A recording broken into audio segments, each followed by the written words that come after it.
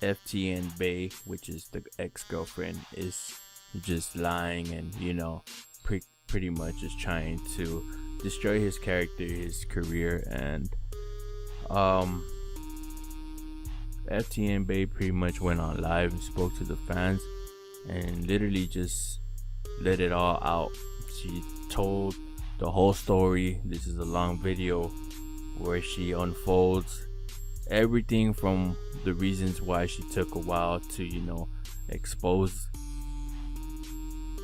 this harshful news, her finding out, her pretty much confronting OTF, Doodie Low, and much more. So y'all go ahead and watch it, leave a like, and also remember to drop a comment.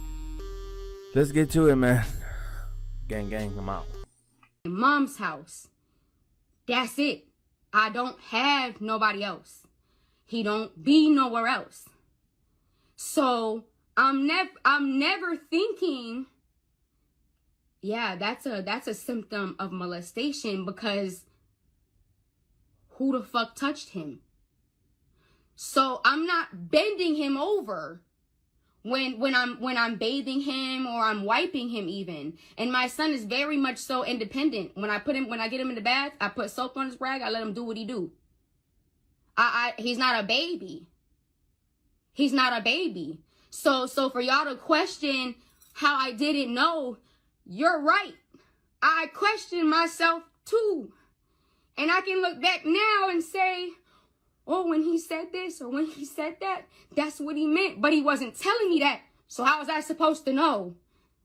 You don't think that if I would have found out when it happened, that this shit wouldn't have been resolved already? I'm getting loud.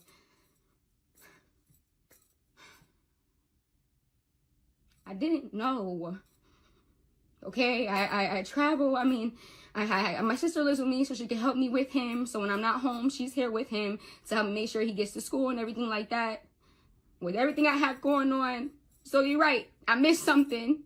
And I'll always have to wear that. I'll always wear that.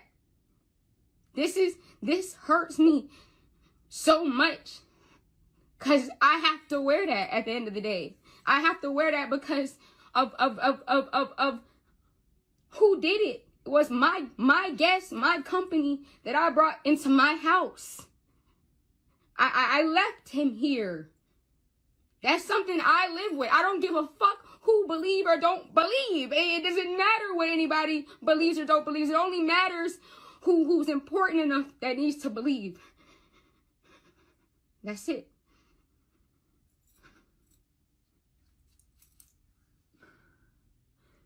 Didn't know. Okay?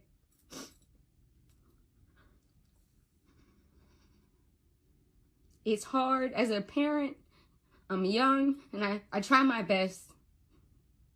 And it's definitely a life lesson that I learned. And it was the hard way, but I hope that it can shed light to people, to other girls. Because at the end of the day, I don't play about my kid. I really don't. I don't play about my company. I'm so like this with my son. Like everybody who know me know how I am with my kid. It's like this with us. We like this. I'm never nowhere without him. He be here right now, but I don't want him to be here, so he's at my mom's. We always together. You see me, you see him. But and then on top of that, and then you will never see him in an environment that a child should never be in.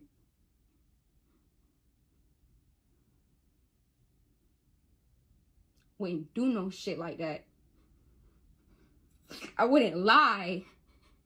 Because, like, I'll take that blame. I'll take the blame. I'll take that blame. I'll take, you know, why didn't you know? Why you ain't people? I'll take that shit. Sometimes we get wrapped up in our own lives and shit be going on and stuff, you know. If something happens to a kid, they don't want to say nothing, so you miss shit. It's just like when you're in a relationship and you missing red signs. You got the flags in your face, but you can't see it. You don't understand. You can't see it, so you skip it. I didn't understand. And when I was raised, my parents yelled at me for everything. So You know, I'm very strict because my dad was very strict. And I just handled it the way that I, you know, I grew up, and how I handled it. And I tried my best to figure out what was wrong with him. But I was angry. I was angry with him because I didn't understand. I didn't get it. Abu Dhabi, the time is now. Oh, we could. I would tell him, like, you're not going to get in trouble for telling me that you had to poop. Like, why are you not telling me? Like, why do you want to be in poop all day? Like, I'm talking to his teachers, my parents, his dad, me, all my friends, like, even him, even David, who I was dating while all this was going on. I will call him on the phone, crying. I don't know what to do with Wesley. Like, he just keeps pooping in his pants. I don't get it. My mom said once I should take him to the doctor. She didn't imply, like, molestation, but she just said you should take him to the doctor. And I was saying, why would I take him to the doctor? Like, what's wrong with him? Like, I don't know why he's doing this, but there's nothing wrong with him. Like I didn't understand what was going on. So I was just like, I'm just thinking it's like a phase or something. Like, you know, like his teacher was saying maybe he's just nervous because of kindergarten. Like, I don't know. I don't know. I thought maybe he was just growing into his body and you know, maturing, and maybe he just didn't want anyone touching him. I don't know. I never thought that. So I missed everything. At the end of the day, you don't see that shit. Like, you don't see it. Like, if somebody don't want to tell you something, they ain't gonna tell you. And you gotta read behind the lines, but I ain't thinking there was no lines to read behind. Like, I asked my son to be okay, he said, yeah, that's it. Unless he's acting extremely weird. But my son is strong. Like, he's like me. Like, he holds me down. Like, he's the man of the house. Like,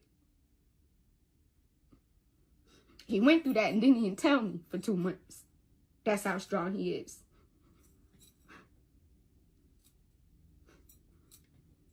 So yeah, I'm upset that I wasn't able to be there for him when he was going through this. Like, I was too busy dating this fuck nigga in this fuck nigga face. I didn't see what my son was going through. My baby daddy, who's in prison, he hate me. And he have all right. Imagine being in prison and you can't do nothing. You can't see your child. If I'm lying, why would I do that to my baby father? That was that's the second hardest things I ever had to hear was him cry on that jail phone. And now he's in solitary confinement because I don't know what he was doing, but they locked him up now. He's by himself. And I don't know what's going on with him right now. So,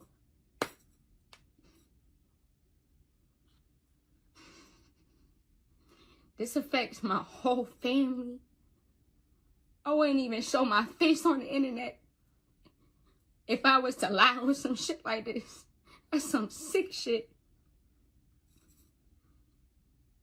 And no, you can't tell when people are sick. You can't. I could not tell that he dealt with that type of shit. At the end of the day, I knew that David dealt with stuff. He always talked about dealing with demons and whatever. But I'm thinking that's just the normal shit. Like, he's from where he's from. He's in the streets. Like, he just deals with that shit. I didn't know that he dealt with this shit. I couldn't have seen that. David was so good with my son. And I look back at it and it raises flags that I didn't know, because I just think it's cute that my boyfriend wants to be close to my son. I thought it was like, you know, when you date me, essentially with my son, but don't get it confused, because my son is not around every nigga that I've ever dated. So also don't think that either. That's also a misconception of the story. You know what I'm saying?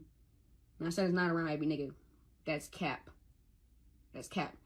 He had a relationship with this one, though. David would call him, like, let's say me and David, we fighting or something. He'd call my son, go tell your mom I said sorry, da-da-da. So he would call, he had a relationship with my son. My son trusted him. My son, you know, when he came to my house the first time, my son showing him all his secret hiding spots where he be hiding his candy. He telling David all his sneaky links on the phone and stuff because he know I don't let him watch certain stuff on YouTube, and he's opening up to David telling him this shit. And so he built a bond with my son. And after this whole thing happened, right, when I found out, my son had his first football game and he won MVP. First time ever playing. He was MVP. He was so happy. He took his phone. He sent everybody pictures of his medal. He sends a picture to David's phone. I didn't have David's phone number blocked on my son's phone because I just wanted to keep it open in case he texted some crazy shit or whatever. I wanted to monitor it. And I looked at Wesley and I said, Wesley, why did you send him this? He's not your friend. He goes, I know. But he said sorry. So my son is battling with the fact that this man violated him, but is his friend, still called him after it, said sorry to him. He's 5. So he's battling with, he's confused. And it was that much confusion of me still dating this man. So yeah, he showed a picture of me in his house September 15th. I didn't know September 15th. I found out October 1st. I had no idea. I don't know what you're proving. I don't get it. Like, just listen to the dates. I'm not here to do the whole investigation. I'm just